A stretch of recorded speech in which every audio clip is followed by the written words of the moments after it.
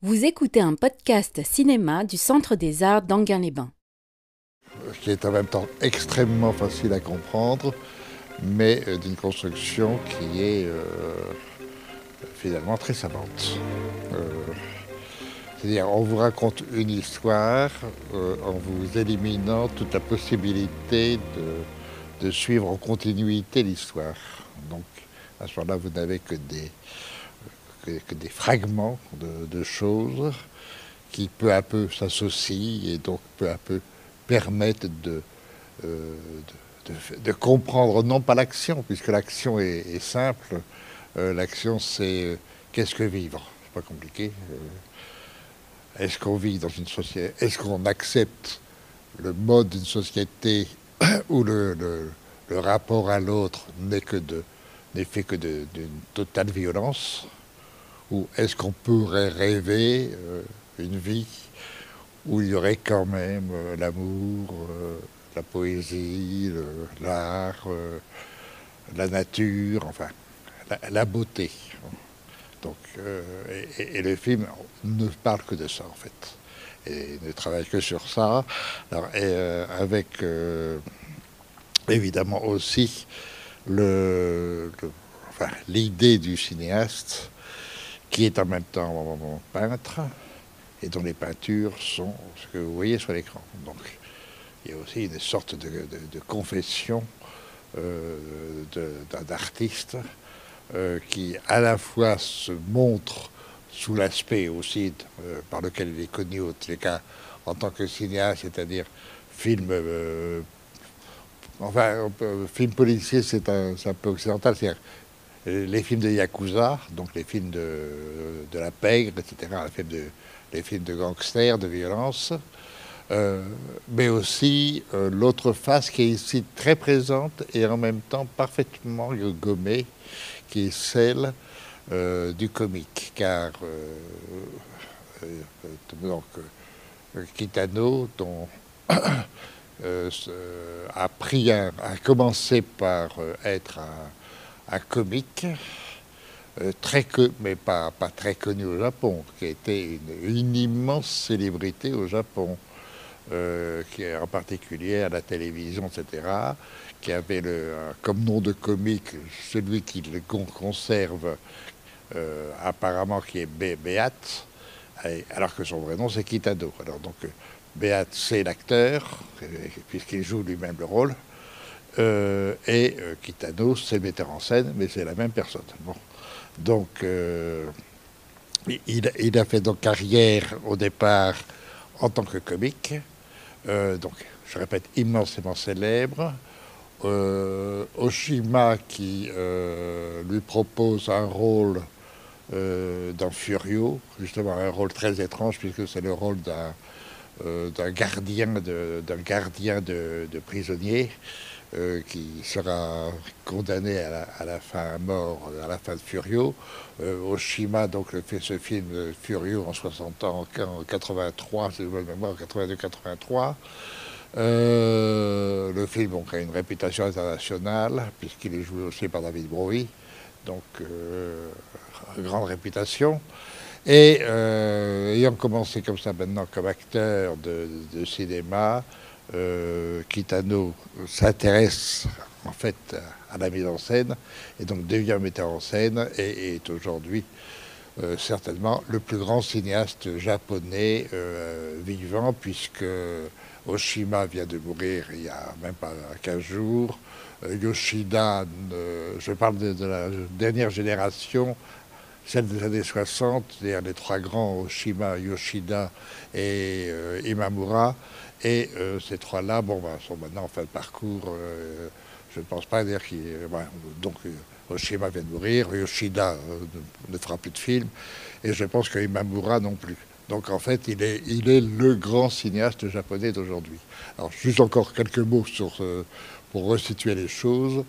Le cinéma japonais est un des plus grands cinémas du monde. Donc il est, même si à partir des années 70, de par l'importance de la télévision, etc., il a perdu sa force Et en même temps, sa puissance, il a quand même, entre 1910 et 1970, réalisé un grand nombre de films avec des cinéastes de toute première importance. Enfin, au moins, il y en a 2 qui sont parmi les plus grands cinéastes de l'histoire du cinéma. Il y a parmi les 10 plus grands, donc 2 quand même sur les 10, c'est quand même beaucoup. Il y a Mizoguchi et Ozu, et il y en a bien d'autres que vous connaissez, à commencer par pas Konchalovsky, ça c'est russe. Ensuite, Naruse, bon, ben, je vous ai oublié les noms pour l'instant. Et bien, le plus important aussi. Bon, ça reviendra tout à l'heure. Voilà, alors pour l'instant, donc, c'est quelques mots pour... Comment Kurosawa, oui. C'est absolument honteux de ne pas... Mais quelquefois, ça perd comme ça passe. Bon, ben, j'aimerais quand même vous entendre un peu parler du film, parce que... quelle a été votre réaction à ce film? Un film quand même étrange. Pour moi, c'est vraiment un des grands films des 20 dernières années. Enfin, c'est vraiment un chef-d'œuvre. Si on se laisse aller au film, si on refuse d'essayer de comprendre l'histoire pour se laisser porter par le film lui-même, ça devient magnifique. Si on essaye de dire oh là là, qu'est-ce qui se passe, etc., dans ce moment-là, on perd son temps. Et on perd le film, ce qui est dommage. Oui, alors, bah, peut-être je vous écoute. Si quelqu'un veut... Ah, il faut passer de l'autre côté. J'arrive.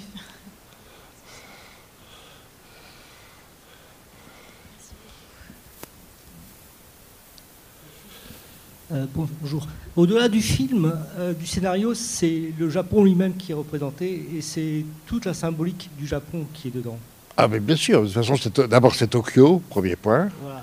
Mais un Tokyo complètement revisité, on peut dire, et magnifié, parce que vraiment, je ne pense pas que vous connaissiez les vues qu'il fait de Tokyo. Elles sont absolument magnifiques.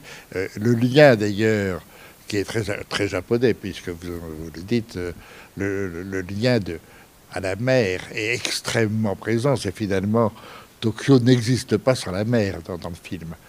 C'est la mer qui fait Tokyo, et non pas l'inverse. Et les quelques rues que l'on a, ou quelques vues que l'on a de Tokyo, il y en a quand même quelques-unes, mais on fait une ville véritablement enfermée sur elle-même, sans possibilité je dirais, d'épanouissement de soi. C'est-à-dire qu'on est dans une ville qui est faite pour la violence. Et c'est très, très intéressant de la façon dont il a filmé Tokyo. Violence, enfermement dans cette ville, dégradation, toutes les voitures, poubelles, etc. Enfin, c'est très, très curieux la façon dont il filme Tokyo, mais en même temps, en effet, par Tokyo, c'est en même temps le Japon. C'est pas pour rien aussi qu'il y a ces 3 plans admirables sur leur volcan, là, Fuji. Le mont Fuji. Oui, comment ça s'appelle déjà? Fujiyama, c'est ça. Le Fujiyama qui sont... Là encore, on n'a jamais vu ça. Enfin, moi, je l'avais jamais vu en dehors de ce film. C'est-à-dire le Fujiyama représenté comme ça, c'est-à-dire une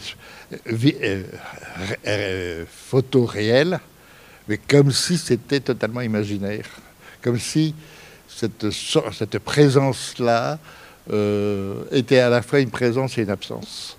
C'est très intéressant que la façon dont il filme, en même temps, d'avoir tout travaillé le film sur la couleur bleutée, même si évidemment il y a d'autres couleurs, mais l'ensemble du film est entièrement fait sur le bleuté. Et avec à la fin l'intrusion du blanc, c'est-à-dire de la neige, qui est magnifique. C'est vraiment repenser, restituer comme ça. Ceci étant dit, je vous laisse continuer parce que je vous ai coupé là.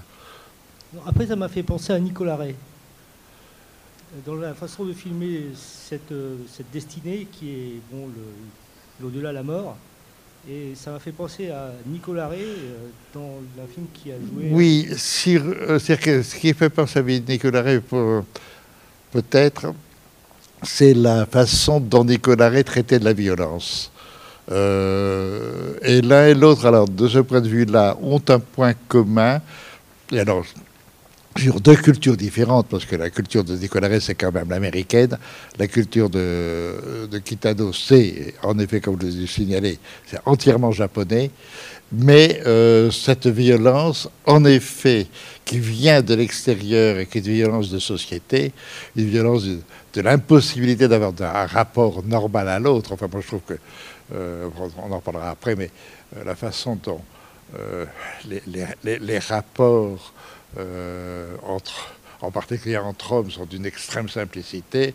On se regarde, d'un seul coup, un coup de poing ou un coup de revolver, point final. Ce sont des rapports extrêmement directs et très simples. Il est un peu sanguin, ça donne un peu de rouge. Mais chez Nicolas Ray, il y a un peu aussi ce même rapport de violence qui vient aussi de la société chez Nicolas Ray. Et en effet, comme chez Nicolas Ray, les personnages, pour que ce soit mettons James Dean pour prendre l'effort de vivre, ou que ce soit ici ces personnages donc de Kitano, son personnage, sont des personnages qui cherchent la tendresse, qui cherchent l'amour, mais pas l'amour, simplement la sensation même, l'émerveillement de l'amour, enfin. Et je trouve très très beau cette idée de commencer le film. Évidemment, au départ, personne ne comprend très bien l'histoire de l'hôpital, alors que c'est la première chose du film. C'est que la chose importante, c'est que de toute façon, cette femme va mourir, et donc le personnage qui a été lui-même un personnage violent, peut-être encore plus que tous les autres, et on le voit dans le film d'ailleurs, le fait que sa femme va mourir d'un seul coup éveille en lui l'autre désir d'être, c'est-à-dire de s'épanouir dans le rapport justement à la femme, cette femme aimée qui est en train de disparaître et qui est en train de mourir. Je trouve le film magnifique. Et en effet, comme Nicolas Ray, ce sont finalement des grands films d'amour à partir et bâtis sur la violence. Et la violence physique, terrible. Et ici, il y a des scènes, par exemple, lorsque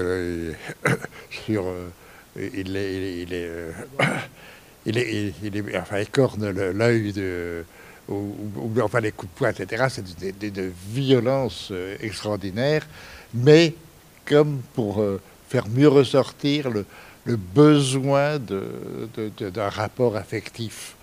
Et non pas ce rapport de contrainte et je dirais un peu de désespoir, quoi. C'est un film, c'est vrai que qui est très étrange parce que, comme je vous l'ai dit au départ, il se refuse à une histoire continue, donc pas de continuité, tout est en discontinuité, mais en fait, c'est une discontinuité d'une recherche de continuité. La continuité, ce serait justement un monde où on pourrait vivre amoureusement par rapport à la nature, par rapport à la femme, par rapport à l'homme, etc. Enfin, par rapport aux enfants, très important dans le film, même s'ils sont absents apparemment, ils sont très présents par les peintures. Ils sont dans les peintures, ils sont en fait une vision comme ça, comme le monde pourrait être ou devrait être un monde de l'univers enfantin, et la violence de la société tue cette possibilité d'enfance. C'est en fait le sujet du film, ou je ne dirais pas le sujet, je dirais l'expression même du film. La façon dont le film est fait, c'est pour éveiller ce sentiment, cette contradiction, et cette sorte de conversation poétique avec le public. Je crois que quand même le film au bout de 3/4 d'heure, une fois qu'on a compris que c'est pas la peine d'essayer de comprendre pourquoi tel flashback, pourquoi ceci, pourquoi cela, bon, le rapport c'est police, un ancien policier, brutal, très brutal, qui, bon, parce que sa mère, sa femme a une maladie justement, qui la rend enfantine, qui lui a fait perdre toute la conscience d'adulte, qui la remet en état d'enfance, plus son meilleur ami que, de par sa faute, il a laissé être blessé et donc réduit à l'état d'infirme, comme on le voit, qui a en même temps éveillé chez l'autre le désir de peindre.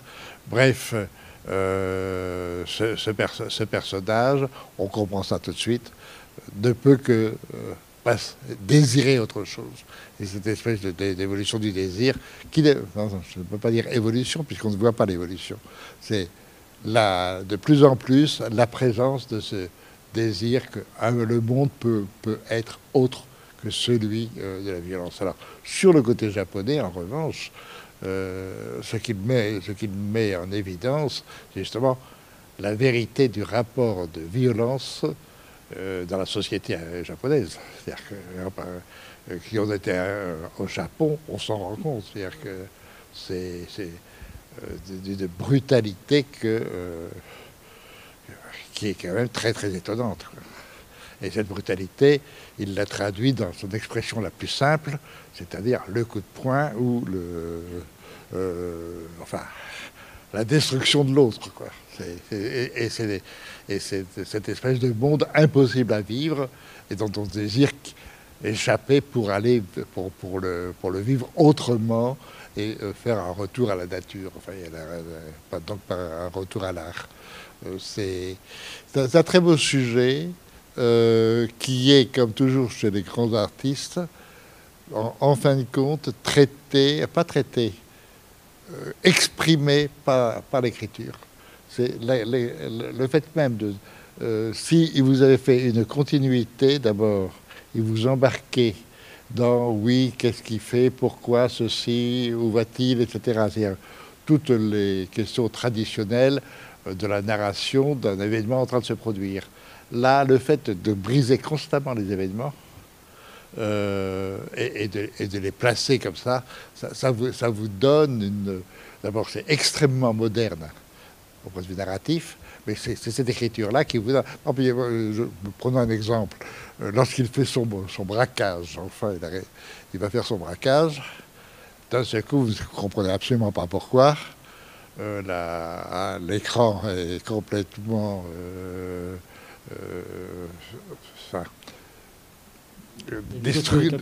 déstructuré, déligné, quoi, que des petits points. C'est-à-dire, ce qu'il fait sur la peinture, un peu de Seurat, la peinture pointilliste. Alors, je ne sais plus si c'est Seurat qui a été influencé par le Japon, ce qui est possible, que lui aussi...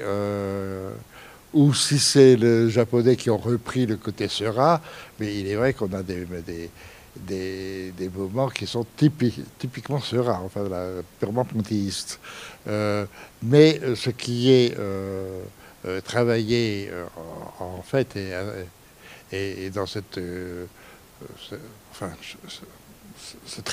traitement, oui, enfin, c'est d'abord essayer de restituer un monde tout à fait étrange, donc passer, je vous le passe maintenant d'un point de vue technologique, je peux en effet filmer comme à la télévision et sortir de la pellicule qui permet une image totalement unie à l'image technologique et informatique avec tous les pixels. Donc d'un seul coup, quand on est à la banque, il vous pixelise toute la scène de la banque.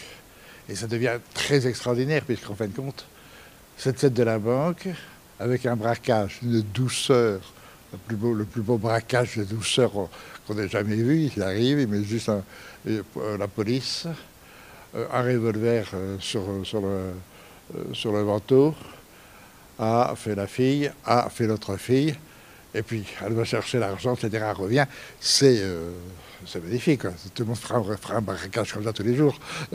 Mais ce qui est magnifique, c'est de l'avoir complètement gommé par cette représentation pixelisée de la scène. À ce moment-là, il n'y a plus d'individu réel, il n'y a plus que ce que l'on est dans une société qui se sert de l'autre uniquement comme pour occuper du temps et de l'espace, mais où il n'y a plus aucun corps véritablement humain. Je trouve très magnifique cette scène-là. C'est une séquence d'une intelligence sur comment désamorcer totalement, je dirais même, la représentation traditionnelle du braquage d'une banque en la rendant totalement abstraite. Et ça devient tout à fait intéressant. Et ça, c'est très fort. Enfin, les idées comme ça de cinéaste dans le film sont des grandes idées. Moi, et ces plans sont tous les uns après les autres magnifiques. Alors, avec les flics, évidemment aussi, la possibilité de se servir de cette écriture-là pour quand même continuer à être comique. Car, bon, vous venez de Paris, mais il y a quand même beaucoup de gags. Il y en a un que j'aime beaucoup, enfin il y en a un parmi beaucoup d'autres. Il y en a que lorsque il est en flic, dans sa voiture, avec sa voiture des flics, il y a une voiture sur la route qui est arrêtée et qui veut arrêter la voiture des flics parce que, etc. Et en même temps insultant les flics, on vous paye, etc. Et dans ce coup, l'autre ouvre la portière, ça lui suit. Et puis en plus, ils sont bon. C'est un gag, quoi. Ça. Et il y a beaucoup de gags comme ça, mais même les gags d'une extrême cruauté des bagarres, ce sont au fond des gags. Ils sont trop terribles pour pouvoir faire rire, mais ce sont des gags.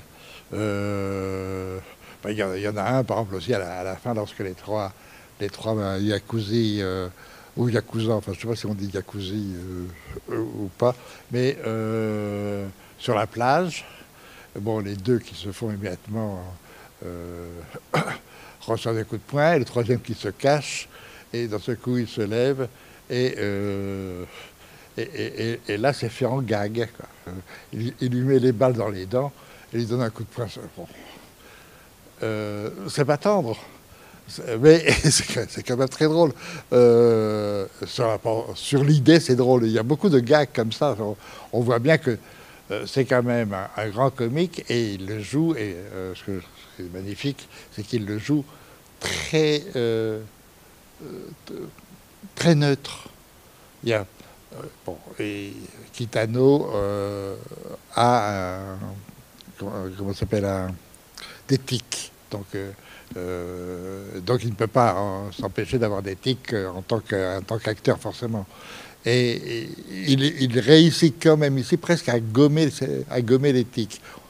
On les sent, mais enfin, comme s'il était totalement impassible de bout en bout du film, et il réussit quand même peu à peu à faire comprendre ce que peut ressentir le personnage, tout en n'ayant donné aucun signe par le jeu corporel ou par la grimace qui nous met sur la voie. Simplement, c'est une sorte de volonté de réduire le jeu du comédien, enfin son jeu de comédien, à sa plus simple expression. C'est-à-dire juste, je suis comme ça et je me contente d'être comme ça. Donc, un regard, c'est tout.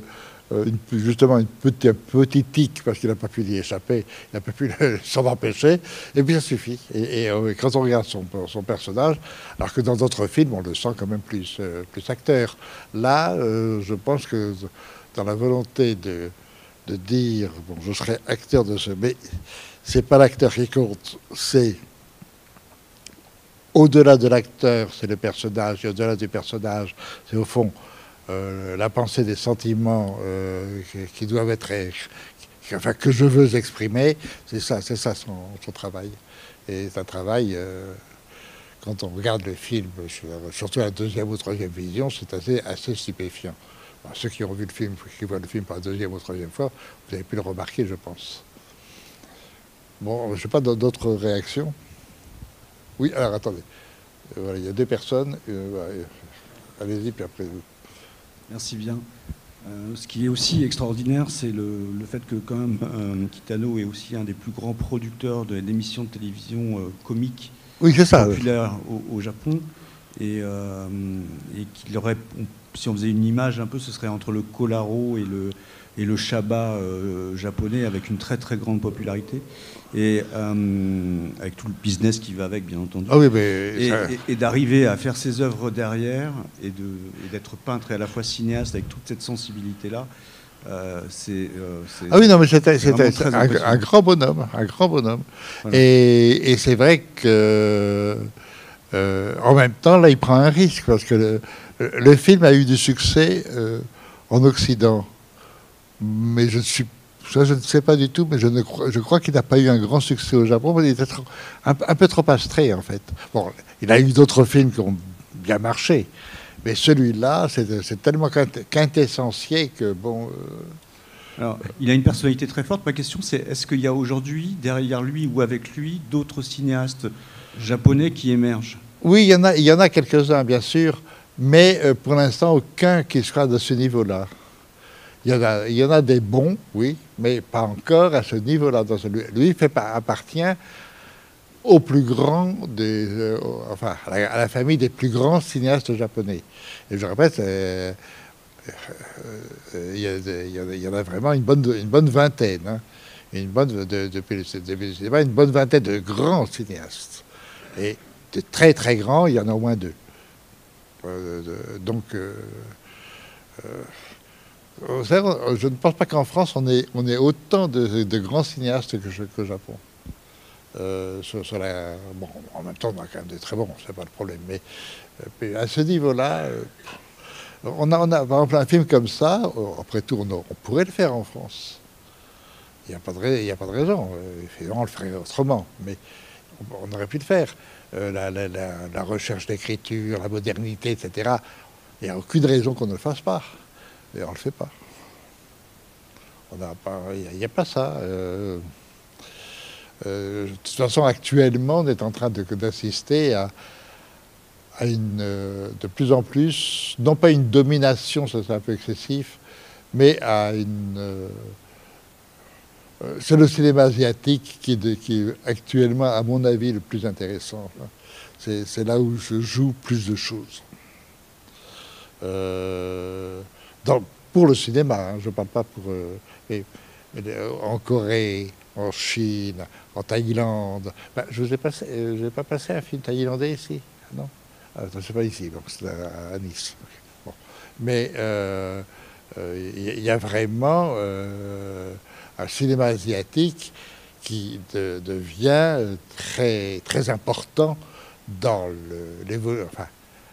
l'évolution du cinéma. C'est-à-dire que c'est plus de ce côté-là qu'il faut voir le futur du cinéma que chez nous. Enfin, il ne faut pas non plus exagérer. On a quand même, que ce soit en Europe ou en Amérique, on a quand même des gens pas mal aussi. Il ne faut pas non plus se flageller. Je crois que monsieur voulait parler. Non, ici monsieur, ici, voilà. Pardon. Moi, il y a plein de choses dont on pourrait parler, mais je voudrais parler de quelque chose que j'ai ressenti dès les premières images du film, qui finalement n'avait pas encore eu lieu au Japon. C'est les catastrophes, tsunamis, etc., et tremblements de terre, parce que qu'en voyant ces images, et en voyant cette mer, et puis cette montagne derrière à tout moment, je disais, mais un tsunami peut toujours arriver. Et puis finalement, on se rend compte que c'est un pays où on ne peut pas, maintenant, nous, moi qui ne suis jamais allé au Japon, et puis qui n'ai jamais vu un film de ce cinéaste, je réagis en fonction de l'histoire et de l'actualité. Et je crois que j'ai pas tort, parce que quand dans la neige, il sauve tout d'un coup sa femme qui va se faire engloutir. Et je pense que c'est assez intéressant de voir qu'un Japonais décrit le Japon comme quelque chose de dangereux, même s'il ne le dit jamais. C'est-à-dire que oui, les Japonais sont, par rapport à d'autres peuples, ils sont en effet constamment affrontés au problème de la survie, bien plus que d'autres. Déjà, ils sont deux fois trop nombreux ou 3 fois trop nombreux par rapport à leur superficie. Il ne faut pas oublier que le Japon n'est habitable que sur, je crois que le quart ou le tiers, enfin le tiers de sa surface. Or, la surface est plus petite que la France. Et ils sont quand même 3 fois plus nombreux. Donc déjà, rien que ce problème-là est énorme. La Chine est immense, d'accord, mais la population est immense en Chine, mais la Chine est immense. C'est quand même 15 fois la France. Alors que là, c'est plus petit que la France. En plus, constamment soumis à vous parlez de tsunami, mais c'est pas tellement le tsunami, c'est plutôt les tremblements de terre, etc. Enfin, des conditions climatiques assez terribles. En même temps, c'est quand même des Iliens. Et ils ont, si on peut le comparer, enfin, pas comparer, mais si on peut mettre quelque chose en rapport avec eux, c'est l'Angleterre. Le caractère anglais est insulaire, et le caractère japonais est insulaire. Bon, maintenant, c'est pas tout à fait la même chose. Mais il est vrai qu'ils sont différents des autres de ce point de vue-là, parce qu'ils sont, par exemple, dans le cinéma japonais, il y a par exemple, si vous prenez Mizoguchi, quand il fait un film sur le XVe siècle japonais, bon, c'est le problème, qui était un des grands problèmes japonais pendant toute son histoire, c'est est-ce qu'on ferme tout et on reste entre nous, ou est-ce qu'on s'ouvre sur le reste du monde? Ça, c'est l'espèce de palpitation cardiaque du Japon. Ou bien on s'enferme, ou bien on s'ouvre. Les deux fois, les deux choix posent problème de toute façon. Et ont posé problème dans toute l'histoire du Japon. Alors ici, on est à l'intérieur même du Japon. Bon, la société, dans sa forme la plus directe, c'est-à-dire économique, réduite, police, yakuza. Bon. Et ça, c'est une sorte de représentation de la violence interne au Japon. Et la violence qui est dans les mœurs. C'est pas pour rien. C'est un peu comme les Anglais d'ailleurs. C'est pas pour rien que, mais encore plus que les Anglais, c'est pas pour rien que c'est le peuple le plus poli du monde, mais que cette politesse est d'une extrême violence. Et là, ça se sent très fort. Tout le monde est très poli, mais la violence, elle est d'une extrême intensité, quoi. Elle est brutale, directe, et surtout imprévisible. Exactement comme, mettons, un tremblement de terre, quoi. C'est imprévisible. Et ça c'est très sensible dans la construction. C'est vrai que la notion ou l'idée de la narration par le discontinu leur est plus facile parce que il y a ce côté-là dans leur histoire, dans leur géographie, dans leurs propres coutumes, etc. C'est vrai qu'il y a ça.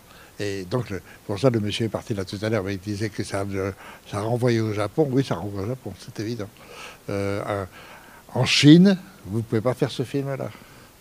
peut le faire sur la peinture, ça d'accord.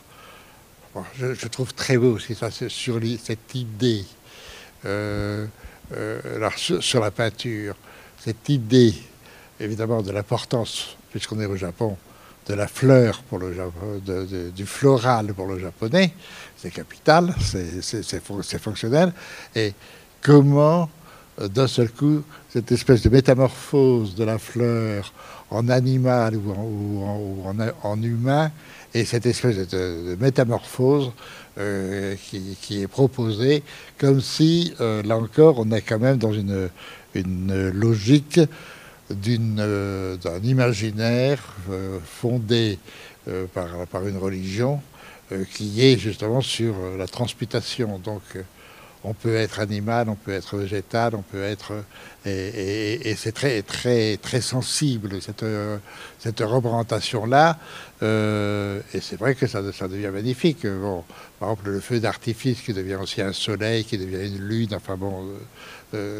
tout l'imaginaire qui fait un imaginaire d'autant plus intéressant qu'on est quand même dans une civilisation, et là c'est vraiment très tout asiatique, c'est-à-dire on n'est absolument pas dans la perspective.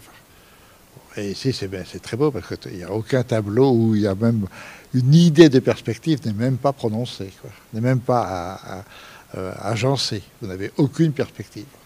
C'est tout ce qui est du pur à plat.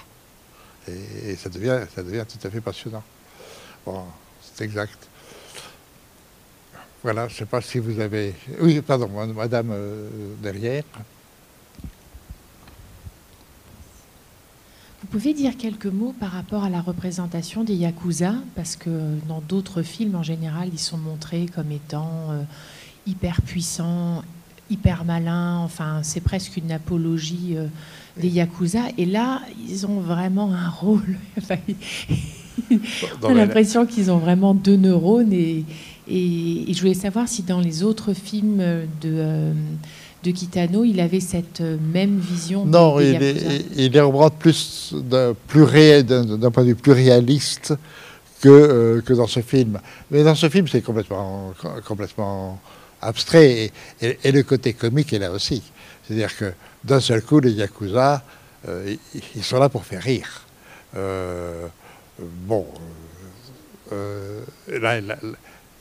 Pour les Japonais, il exagère. Bien sûr qu'un Yakuza, ça fait peur au Japon.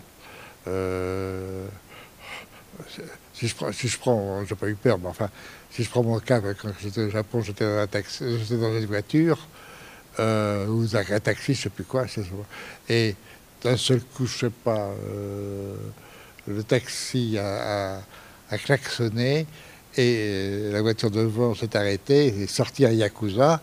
Le chauffeur de taxi était complètement terrorisé. Bon, moi je rigolais, il a vu des blancs, donc il a dit ça, c'est pas grave, mais il est reparti. Mais ils ont un rapport en effet de peur par rapport aux Yakuza. Alors, en même temps, les Yakuza, c'est un peu comme les Siciliens, quoi, comme la mafia. Ils en font des tonnes, quoi. Ils exagèrent leur jeu. Ça, dans le courant de la représentation des Yakuza. Alors ici, il garde ce côté un peu comique, mais sans l'efficacité quand même de cette mafia, qui est une mafia extrêmement efficace. C'est une des grandes mafias par rapport aux Japonais. Les Chinois ont les triades, nous avons les mafias, ou ce qu'on appelle le milieu. Bon, mais, par exemple, le milieu en France fait pas très peur. En Sicile, la mafia fait un peu plus peur. Tout dépend, mais là-bas, ça fait très peur, les gars. Enfin, d'après ce qu'on m'a dit, ce que j'ai vu dans cette petite scène de rien du tout, ce qu'on peut appeler une scène de rue, j'ai vu vraiment le chauffeur de taxi se liquéfier. Mais justement, dans les autres films, est-ce qu'il a cette même représentation ou il est... Ah non, quand il est dans des films un peu plus réalistes, à ce moment-là, non. Ils sont traités plus dans la représentation et leur vérité, en fait. Alors que là, c'est évident que En plus, là aussi pour un policier, c'est quand même un policier qui a rompu avec la police, c'est-à-dire que c'est un personnage qui fait quand même un braquage, etc. Même si c'est pour une très bonne cause, c'est-à-dire pour vivre avec sa femme et lui permettre de vivre ses derniers jours de façon heureuse, c'est quand même, pour un policier, c'est un tout petit peu, à la fin, les deux policiers sont là pour l'arrêter. Donc, c'est évident qu'on est un peu dans un hors-monde. On n'est pas dans la vérité du monde qui est représenté. Et de toute façon, tout le système du film empêche cette vérité de représentation. On est dans... on ne peut pas dire qu'on soit ouvertement dans de la fiction, mais on se sert de ce qu'on connaît de la représentation du milieu Yakuza et police pour traiter un autre, en fond, un autre sujet. Donc, on ne se sert que des éléments extérieurs de la représentation, mais on ne les développe pas. On ne les respecte pas d'un point de vue purement réaliste. Ça, c'est évident. Tout à fait entre nous, là aussi, c'est magnifique. On est tout seul, on arrive, et puis on fait pan, pan, pan, et on tue tout le monde. Bon, je sais, les Américains le font aussi. Mais ils essayent toujours d'être plus vraisemblables. Là, on est hors vraisemblance, d'une réalité. Mais on l'accepte parce que le personnage est tellement taciturne, un mutisme. Je me demande s'il dit quelques mots, mais il ne doit pas dire beaucoup de mots. Hein. Il doit en dire peut-être 50 mots ou 100 mots dans tout le film. C'est le grand maximum. Donc, de par ce mutisme, à ce moment-là, on peut se payer le luxe de jouer une invraisemblance et de feindre, de croire qu'elle est quand même un peu réaliste. Dans ce sens-là, vous avez raison. Bien sûr que c'est faux et en même temps c'est vrai, puisque on connaît la légende du Yakuza, donc on joue cette légende, de même qu'on connaît la légende du gangster américain. On sait comment ça fonctionne. Et beaucoup de films se contentent de jouer le système de la représentation classique. Et d'autres sont évidemment plus sérieux quand même. Bon, mais ça c'est autre chose. Tout dépend de ce qu'on cherche en fait. Ou bien vous faites un film totalement réaliste sur les rapports police-gangster, ou bien vous faites des films beaucoup plus imaginaires. Bon, tout dépend. La représentation de la police, c'est pas simple. C'est pas simple. Là, par exemple, en France, là, le film de Beauvois qui vient de repasser à la télévision, Le Petit Lieutenant, c'est une bonne représentation de la police. Alors que, curieusement, le film de Marshall, qui est un ancien policier, est beaucoup moins sérieuse. Elle est plus inventive, si on veut. Moins exact. Les polices, si vous faites Maigret, etc., il y a mille et une façons de se représenter la police. C'est quand même la police a un pouvoir, je dirais, mythique, qui travaille sur l'imaginaire de tout le monde, puisqu'on est, on est tous coupables, on est tous porteurs de culpabilité, même si on ne va pas très loin dans la culpabilité. Mais donc on a toujours, qu'on le veuille ou non, une sorte de rapport à la police qui fait qu'on l'imagine, ou en tout cas ça rentre dans l'imaginaire, et donc ça se travaille plus sur comment on imagine la police que sur la réalité du fonctionnement de la police. Quoique, malgré tout, il y a beaucoup de films aussi qui donnent la vérité sur comment ça fonctionne. C'est assez complexe la représentation de la police. Alors les gangsters, c'est encore plus fantasmé encore. Et la représentation, bon, c'est jamais simple de faire ça, faire ce type de... Il y a un film là, qui vient de sortir et qui est sur... c'est pas tout à fait pareil, mais enfin, sur la condamnation à mort de... comment il s'appelle le film? Abyss, de Herzog, qui vient de sortir. Et sur deux jeunes Américains qui ont tué 3 personnes à l'âge de 20 ans, et il y en a un des deux qui a été condamné à la perpétuité et l'autre qui a été condamné à mort. Et Herzog a eu l'autorisation d'aller filmer celui qui était condamné à mort et avant son exécution. Et on sait que quand on voit le film, il est exécuté, ça y est. Et là, c'est un film qui, en effet, comme il est quand même assez documentaire, ou en tout cas il a un esprit documentaire, donc on est plus près du réel. Et d'un seul coup, ce qui devient étrange, c'est la sorte de banalisation du quotidien. On n'est pas dans les affres, on a un jeune homme de 27 ans maintenant, enfin, avant son exécution, qui est un homme charmant, vraiment charmant. Et il va être exécuté même pas, je crois 2 mois après la fin du film, etc. Bon. Je répète, il y a 1001 façons de représenter. Mais c'est très difficile. Si vous rentrez dans la fiction, c'est très difficile d'être absolument respectueux de la vérité de ce qu'est la police, ou de ce que c'est que le gangstérisme, c'est-à-dire, je dirais même de ce que sont les choses. En fait, c'est pas facile à. On donne à voir. Bon. Alors, regardez, et puis après tout, vous n'avez qu'à regarder la télévision, vous n'avez qu'à regarder les informations à la télévision. Qu'est-ce que vous avez de réalité dans ce qu'on vous dit? Déjà l'image de la speakerine ou du speaker, quelques images comme ça qui vous disent bon, on a vu ça.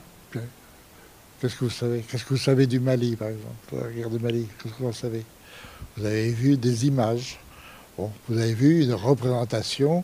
Cette représentation veut vous dire ça. Et puis vous le prenez pas, etc. Ce problème de la représentation est un problème capital je dirais, dans tous les arts. Représenter, bon, la musique c'est un tout petit peu différent, mais c'était aussi une représentation, la musique.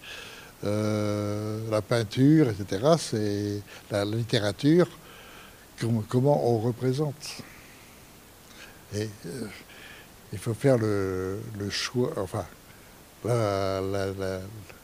essayer de trouver la différence entre la représentation fictionnelle et le réel sur laquelle s'appuie cette représentation fictionnelle. Et en même temps, il doit y avoir les deux.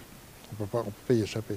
Bon, là, je m'excuse, je fais une petite dérive, mais c'est important dans un film. Et en effet, ce film-là pose aussi le problème. Mais il pose le problème de façon beaucoup plus simple, puisque c'est autre chose dont il est question, c'est-à-dire qu'est-ce que j'ai le droit de vivre dans ma vie, c'est-à-dire est-ce que j'ai le droit de vivre mes désirs, mon affectivité, mes sentiments, le plaisir d'être en vie, ou est-ce que je dois subir constamment les règles et les lois de l'autre, c'est-à-dire de la société. Ce qui n'empêche pas le désir de l'autre, donc le désir de la femme ou le désir de l'ami, qui sont quand même les deux propositions qui sont faites au héros du film. Il y a l'amitié et il y a la femme. Et c'est ça qui est important. Voilà, je crois qu'on va peut-être... À moins que quelqu'un veuille encore parler. Oui, pardon, mademoiselle, pardon.